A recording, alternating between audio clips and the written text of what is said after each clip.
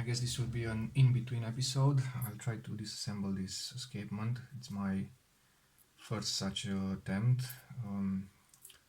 except for a Seikosha lift shutter that I managed to fix.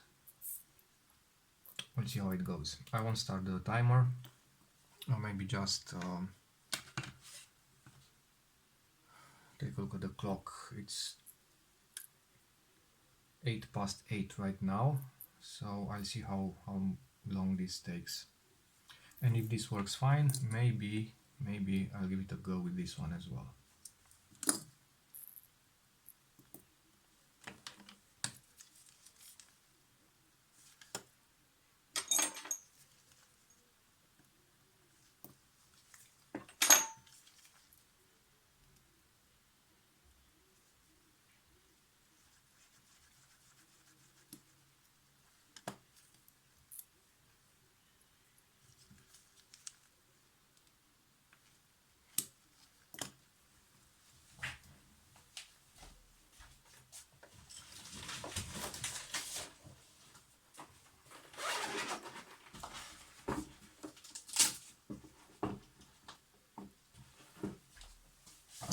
I'll also use my loops to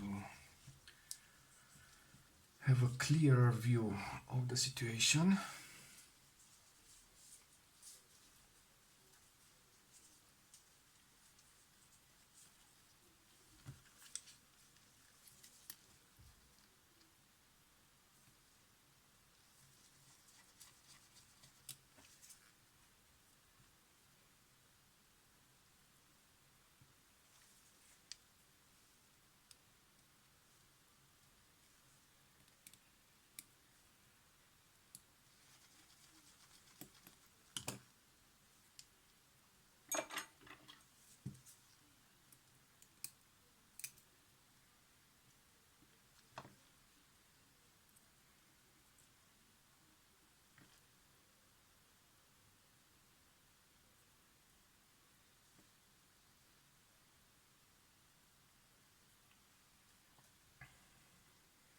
Okay, so I've removed these 3 screws, and this seems to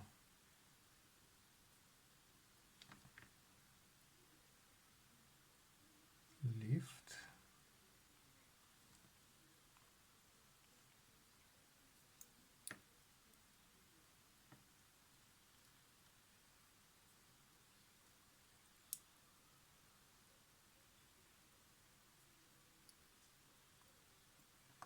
I'll have to see how this one gets separated, but right here we have this pallet that is bolted down with, I think, these 2 screws. One at least is an eccentric, so it can allow the shifting position of the pallet forwards and backwards, so it engages more or less with this star wheel. The star wheel is simply kept in place in between the 2 plates, so I can lift it. And there's an impressive amount of debris on the little cog. Okay, so this is the star wheel, and then there's another assembly here.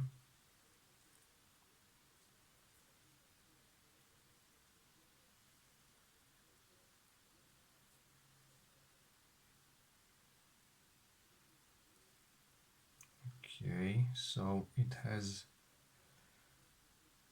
an upper black metal part with a, I don't know, fan shaped gear of some sort beneath, and 4 small little cylinders. I have no idea what they do. I'll just put them aside.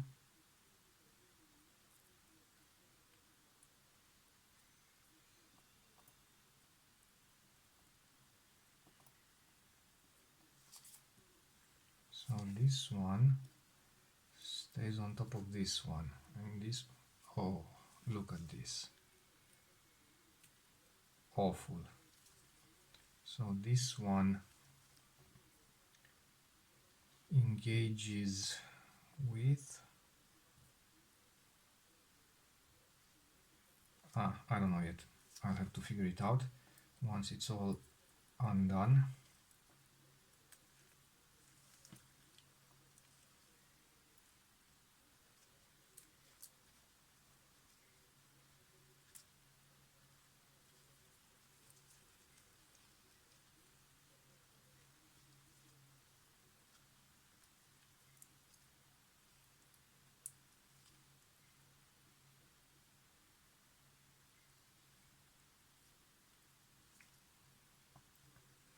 Okay, so in order for this shaft to be removed, I think I need to unclip this. I'm not really sure, and if this goes wrong, it's over for this guy. But simply trying to unscrew this does nothing. So yeah, this looks somehow clipped in place.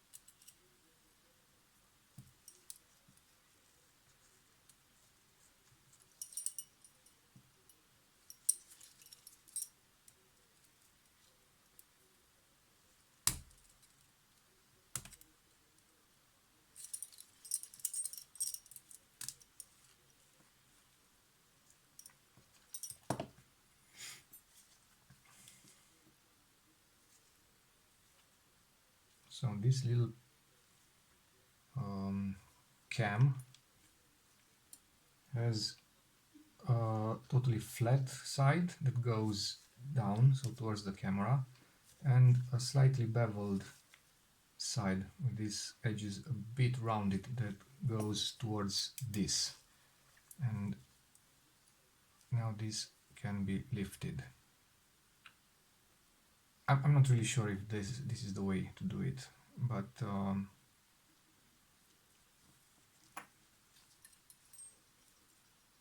because now I should be able to take this off, and in order to take it off I have to unclip the spring, and if I would have unclipped it first, then the whole assembly would have gotten out from this side, from the bottom side, so maybe it was a mistake, because unclipping it is quite easy. I think, yeah, it was that easy. So that was maybe not the smartest move.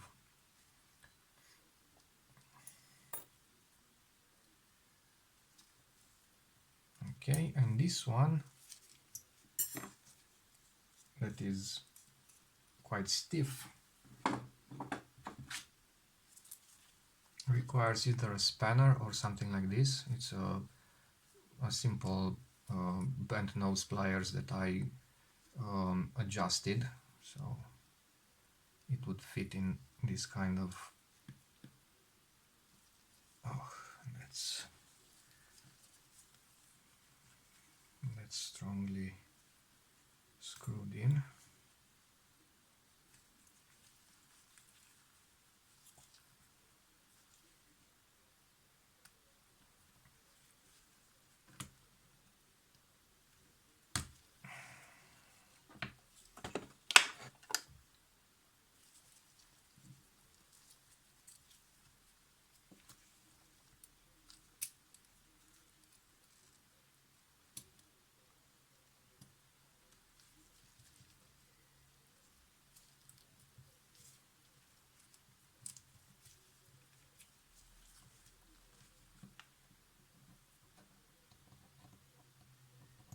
This one is easier to undo while still connected to the rest of the mechanism, because you can grip the gear a lot easier.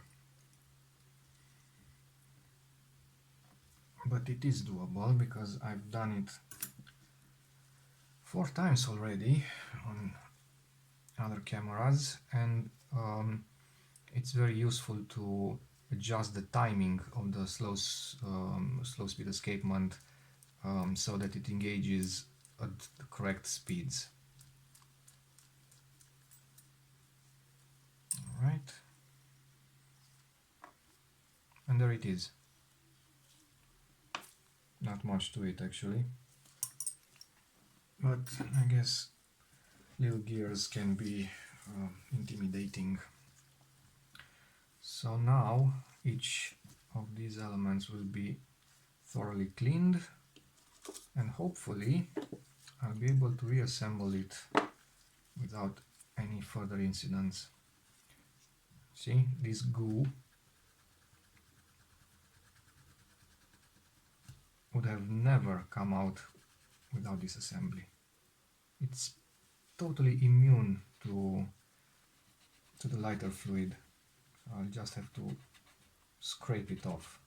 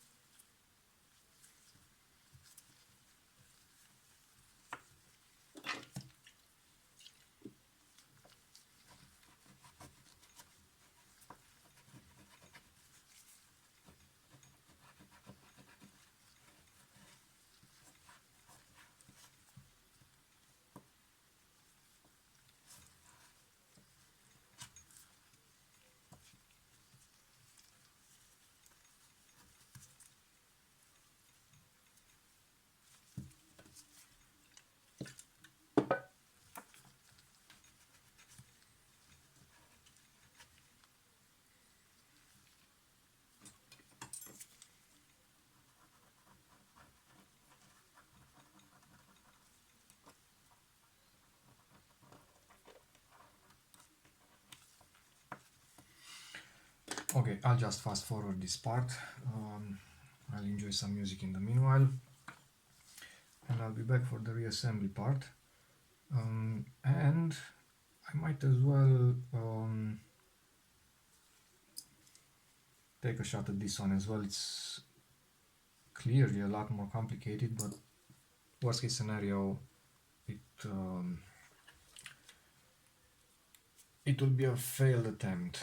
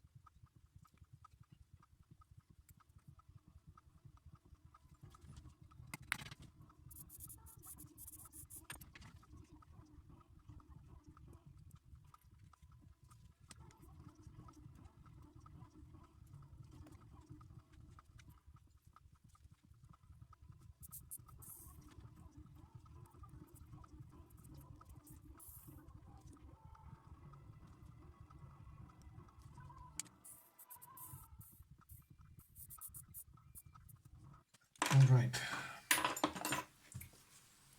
1 hour. 1 hour and almost 10 minutes actually. Okay, first of all, it was a good thing I removed this little cam, because obviously there was no way. I'll have to redo this part because I was keeping my hands here while talking and the phone was filming this area, so it wasn't looking pretty. Anyhow, it's done. It took me 1 hour and 10 minutes, something like that. It's all nice, clean, working. I polished this part, this metal part on both sides. It's probably useless, but I did it anyway. And also polished the insides of these two hubs of this ring. So pretty much whatever would come in contact with another part. Although this is this is a slow moving part, so it really doesn't matter.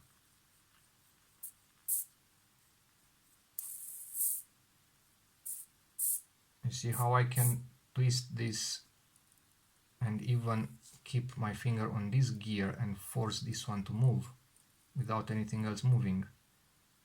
Or I can easily turn it in both directions. And that's the effect of that funky gear with the black top and the 4 little cylinders or whatever that they were inside. It's like a clutch, so I can twist it like this and the top part will move while the bottom part being the geared part will stay put. If I use more force, it will engage. So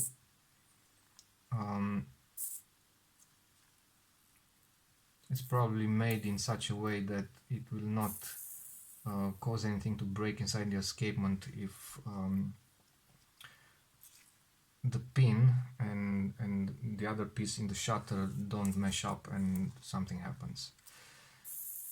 Okay, so this is the escapement. I only oiled with Moebius diluted in lighter fluid, so in this syringe I have 2.5 milliliters of solution and maybe, I don't know, 0.1, 0.2 of oil, but I think it's more on the 0.1 side.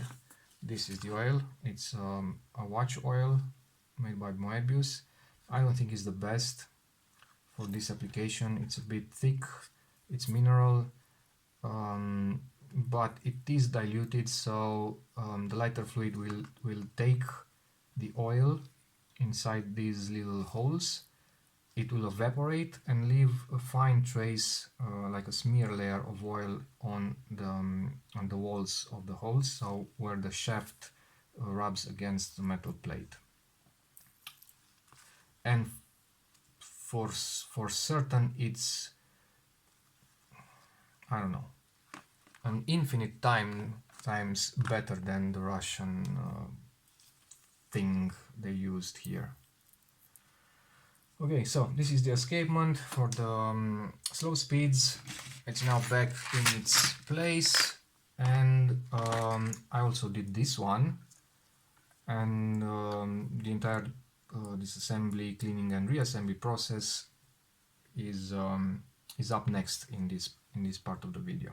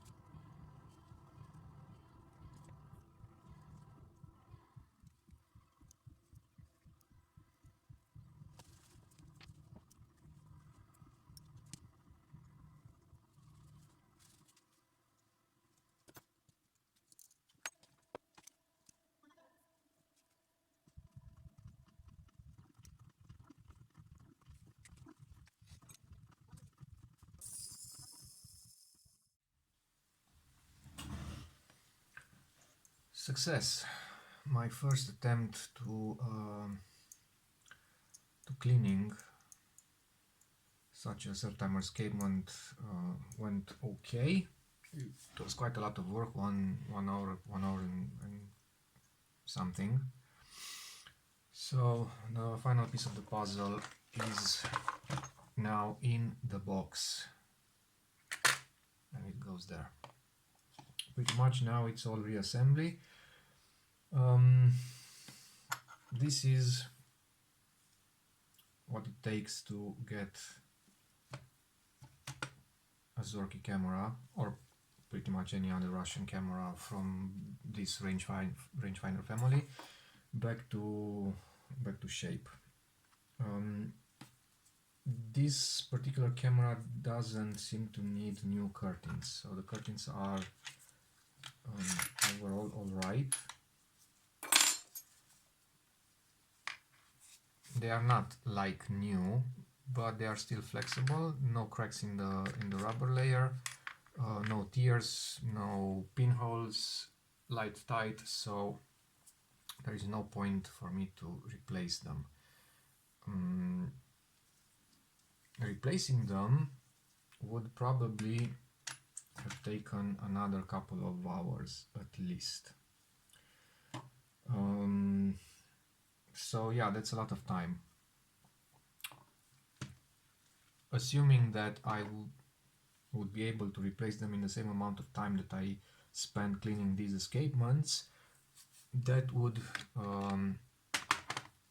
raise the total to 5 hours. So 5 hours from start to this point when I pretty much can start the reassembly, with one exception. This.